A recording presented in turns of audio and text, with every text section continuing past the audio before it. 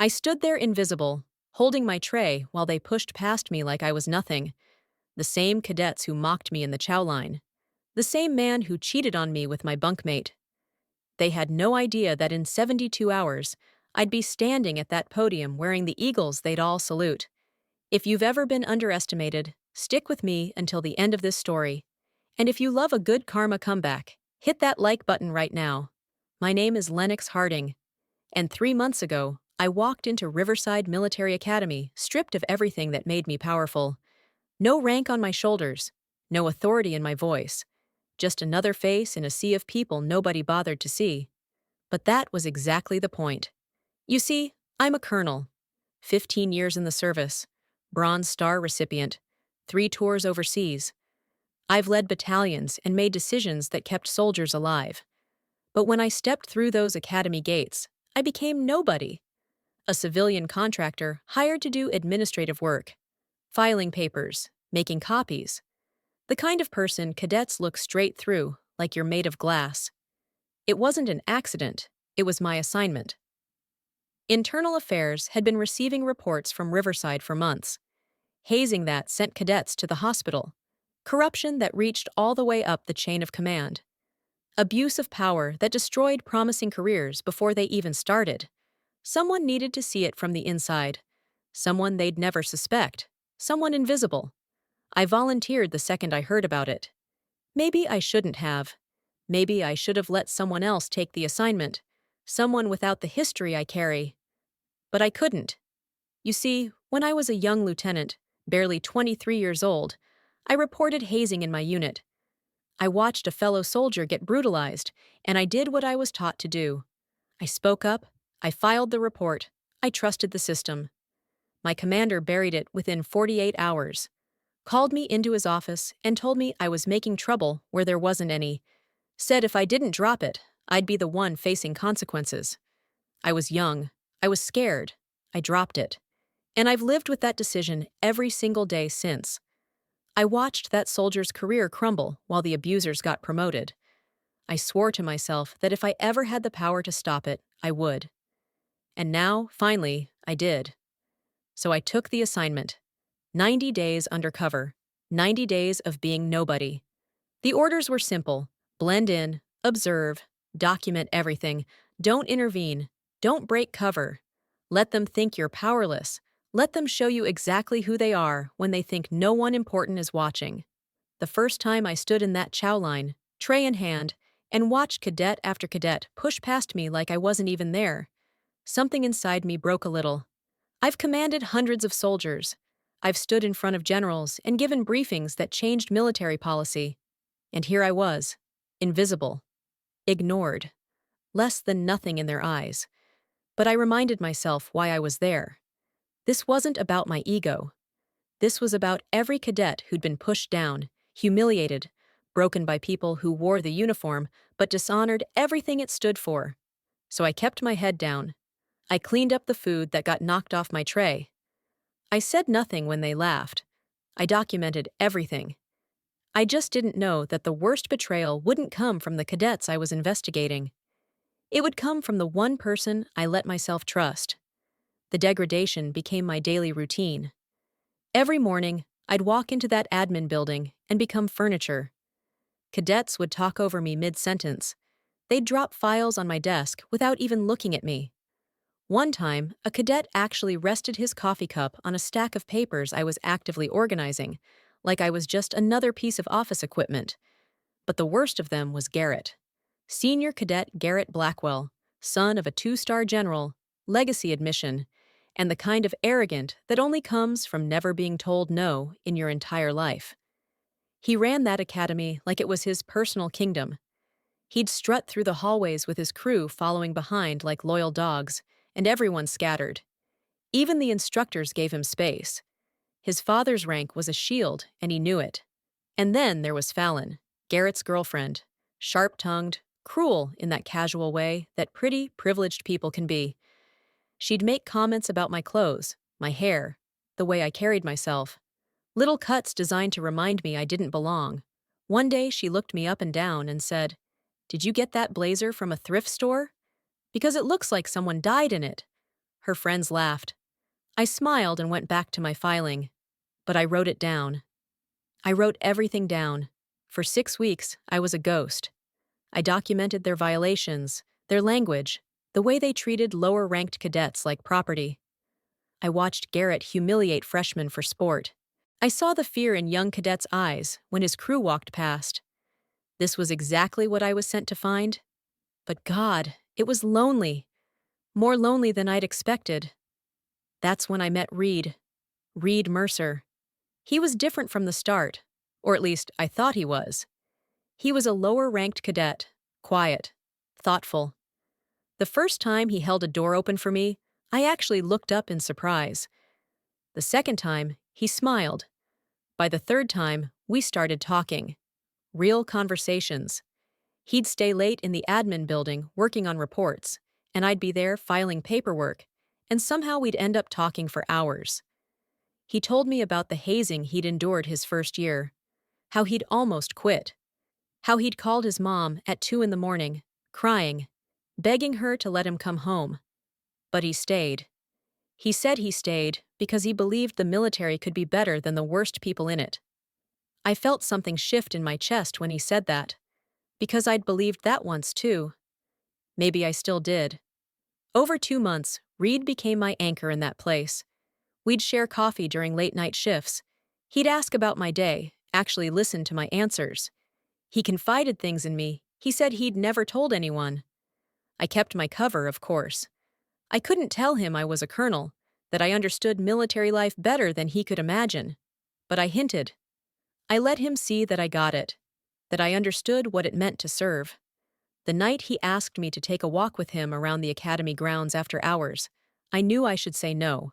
It violated every protocol I'd been given, but I was tired of being invisible, tired of being alone. So I said yes. We walked under the stars, and for the first time in months, I felt seen. I felt human. I felt something I hadn't let myself feel in years.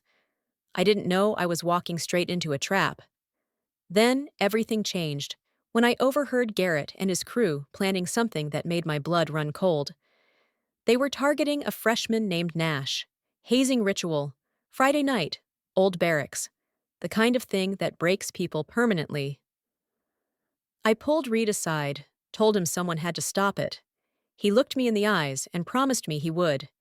He said he'd report it. I trusted him completely. That trust would cost me everything. Friday night came, and I waited. I stayed in my quarters, listening for any sign that someone had intervened, that Reed had kept his promise, that Nash would be safe. Instead, around midnight, I heard screaming from across campus. Not shouting, screaming. The kind that makes your stomach drop and your legs move before your brain catches up. I ran. I broke protocol. I didn't care anymore. I sprinted across that dark campus toward the old barracks, and when I burst through those doors, I found Nash on the ground, bloodied, terrified, shaking. Garrett and his crew were scattering like rats, laughing as they disappeared into the shadows. But one person stayed behind. Reed. He was kneeling next to Nash, pretending to help him, and when he looked up and saw me, I watched the guilt flood his face like a dam breaking. I couldn't breathe. I couldn't move. And then I could do nothing but move toward him. "You promised me," I said, and my voice didn't sound like mine. It sounded broken. "You looked me in the eyes, and you promised me you'd stop this." Reed stood up, hands raised like I was the threat. "Lennox, you don't understand. I wanted to report it, but I couldn't. If I did, they would have made me the next target. You don't know what it's like here." Something inside me snapped. "So you sacrificed him? You let them destroy this kid to save yourself?" "You're just a civilian contractor," he shouted back. And there it was. The truth underneath everything. "You don't understand how this works. You file papers. You don't know what it's like to survive here." I lost control. My hand moved faster than my thoughts, and I slapped him hard across the face. The sound echoed through that empty barracks like a gunshot. "I thought you were different," I said, and I hated how my voice cracked. "I thought I knew you." He grabbed my arm, not rough, but desperate. "What are we even doing, Lennox? You and me? This whole thing between us? I pulled away, tears burning my eyes, and that's when I heard her. Fallon's voice dripping with amusement from the doorway. Oh, this is precious. I turned, and she was standing there wearing Reed's jacket. His jacket. The one he'd draped over my shoulders 2 weeks ago when I was cold. She was wearing it like a trophy. My blood turned to ice. Reed, what is she talking about? King. Fallon laughed. That cruel, casual laugh I'd heard 100 times. Did Reed not mention? We've been together since week 3. Guess he forgot to tell his little side project. The world tilted. I looked at Reed, begging him silently to tell me she was lying. But he wouldn't meet my eyes. It started as a bet, he finally said, voice barely above a whisper. Garrett bet me I couldn't get you to fall for me. Every conversation, every coffee, every vulnerable moment I'd shared. All of it. A lie. A game. Entertainment. Garrett emerged from the shadows then, slow clapping like we were performing for him. The look on your face right now? He grinned. Absolutely priceless. We've been watching this play out for weeks. It's been better than any show. They all laughed. Reed, Fallon, Garrett's crew. Standing there in that barracks with Nash still bleeding on the floor, they laughed at me. At my pain. At my humiliation. Garrett stepped closer, so close I could smell his cologne. You gonna cry? Gonna report us? With what proof exactly? You're nobody. We're the future of this military. You're invisible. You always have been. I said nothing. I turned and walked toward the door, and Garrett called after me. That's right. Run away. That's what nobodies do. But I wasn't running. I was counting. 72 hours. Just 72 more hours. I made it back to my quarters before I fell apart. I collapsed on the floor, back against the door, and I sobbed. Not quiet tears. Full, body-shaking sobs that I hadn't allowed myself in 15 years of service. Because it wasn't just the betrayal. It wasn't just that Reed had used me, or that I'd been a joke to them. It was that, for a moment, I'd forgotten who I was. I'd let myself become the invisible person they saw, instead of the officer I'd earned the right to be. But then something shifted. I looked up and saw my safe in the corner of the room, the one they'd installed for me when I arrived, the one that held everything I really was. I stood up, wiped my face, and opened it. Inside was my full dress uniform, my colonel insignia, my service record, my medals, every piece of evidence I'd collected over 90 days. 47 documented violations, 12 cadets hazed, all of it cataloged, recorded, time-stamped. I picked up my phone and called my commanding officer. Sir, it's Harding. I'm requesting to end the operation on Monday, inspection day. There was a pause on the other end. Are you certain? That's ahead of schedule. I looked at the eagles in my hand, the ones I'd wear in 72 hours. I'm certain, sir. I have everything we need. Saturday morning, I showed up to work like nothing had happened. I wore the same thrift store blazer Fallon had mocked. I carried the same battered coffee mug. I filed the same meaningless paperwork. And when Garrett and his crew walked past, laughing about Friday night, I didn't react. Fallon leaned over my desk and whispered loud enough for everyone to hear. Guess she didn't quit. How pathetic. I looked up and smiled. Not a sad smile, not a broken smile, a knowing smile, because I knew something they didn't. Reed tried to approach me once that afternoon. Lennox, can we talk? I didn't even look up from my filing. I don't think there's anything left to say, Cadet Mercer. The formality in my voice made him flinch. Good. Let him flinch. Let him wonder. Sunday was the calm before the storm. The entire academy buzzed with preparation for Monday's inspection. Cadets practiced formations in the quad. Boots were shined until they gleamed. Uniforms were pressed within an inch of their lives. Garrett strutted around like a peacock, bragging to anyone who'd listen.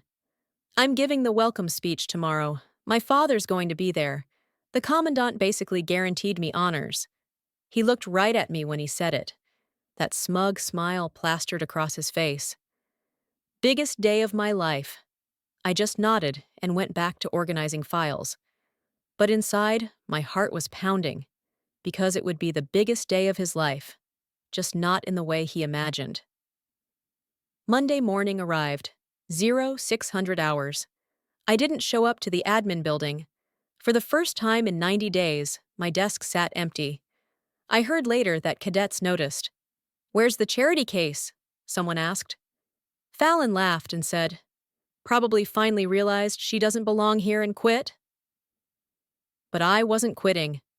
I was in my quarters, standing in front of the mirror, putting on my uniform for the first time in 3 months.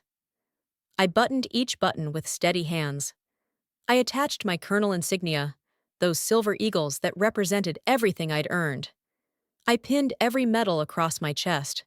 Bronze Star, Meritorious Service Medal, each one a reminder of who I really was. I looked at my reflection. The invisible woman was gone.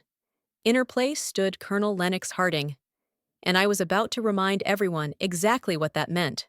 The entire academy was assembled in formation when I arrived. Hundreds of cadets standing at attention in their dress uniforms. Parents filled the bleachers. Faculty lined the stage. And there, at the podium, stood Garrett in all his glory, giving his welcome speech. His father, the two-star general, sat in the front row, beaming with pride. Garrett was mid-sentence, soaking in the applause, talking about honor and tradition and the future of military excellence. Then the doors at the back of the assembly hall opened. Everyone turned, and I walked in. The room went silent. Not the polite silence of respect, the shocked silence of people trying to process what they're seeing. I watched cadets' eyes go wide as they registered the eagles on my shoulders, the medals across my chest, the full dress uniform that announced exactly who I was. I walked down that center aisle, my footsteps echoing in the absolute quiet, and I watched the color drain from Garrett's face like someone had pulled a plug. Reed saw me and looked like he might be sick. Fallon's mouth literally fell open, and Garrett just froze at that podium, words dying in his throat. I climbed the stairs to the stage. "Cadet Garrett, you're dismissed. I'll be taking it from here." His father stood up, confused, but I was already at the microphone. "Good morning. I'm Colonel Lennox Harding, Internal Affairs Division. For the past 90 days, I've been conducting an undercover investigation into the culture of this academy." The gasps rippled through the crowd like a wave. I looked directly at Garrett, at Reed, at Fallon. "For 90 days, I walked among you, invisible, ignored, mocked, and you showed me exactly who you are when you think no one important is watching." I laid it all out.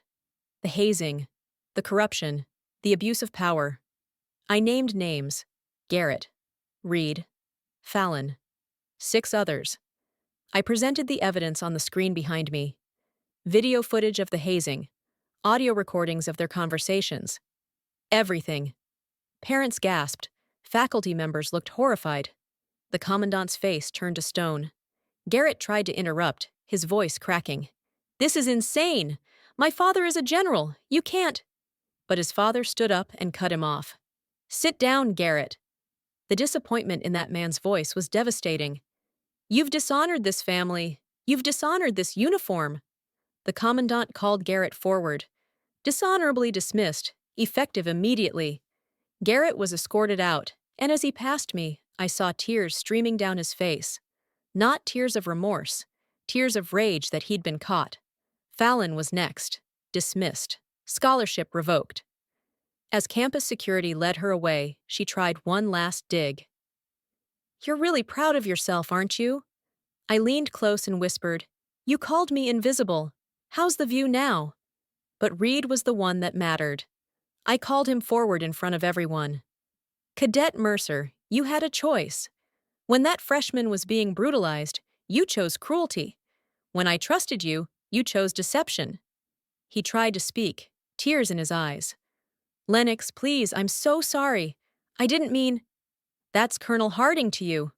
The words came out cold, final. "You're dismissed." 3 careers ended in 15 minutes. Three people who thought they were untouchable learned they weren't. Nash approached me afterward, the freshman they'd brutalized. "Thank you for seeing me, ma'am. For protecting me." Other victims came forward. Changes were implemented, and I was assigned as the new oversight officer. 1 week later, I stood in that same chow line in full uniform.